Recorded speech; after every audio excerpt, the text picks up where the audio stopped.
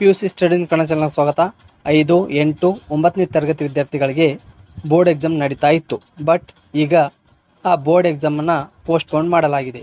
Supreme ಕೋರ್ಟ್ನಲ್ಲಿ ಈ case ಹೋಗಿದೆ. ಸೊ ಅದಕ್ಕೋಸ್ಕರ 5, 8 ಹಾಗೆ 9ನೇ ತರಗತಿ ವಿದ್ಯಾರ್ಥಿಗಳಿಗೆ ಎಕ್ಸಾಮ್ ಯಾವಾಗ ಅಂತ ಈ ವಿಡಿಯೋನ ಸಂಪೂರ್ಣವಾಗಿ ಮಾಹಿತಿ ತಿಳಿಸುತ್ತೇನೆ.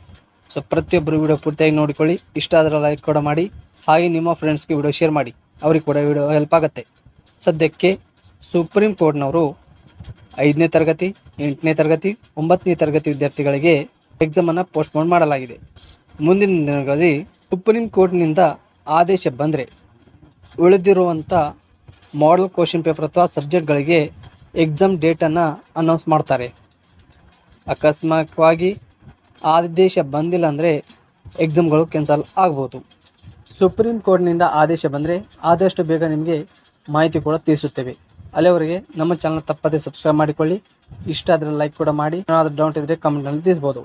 ಸೊ ಎಲ್ಲರೂ ವಿಡಿಯೋ ನೋಡೋದಕ್ಕಾಗಿ ಧನ್ಯವಾದಗಳು.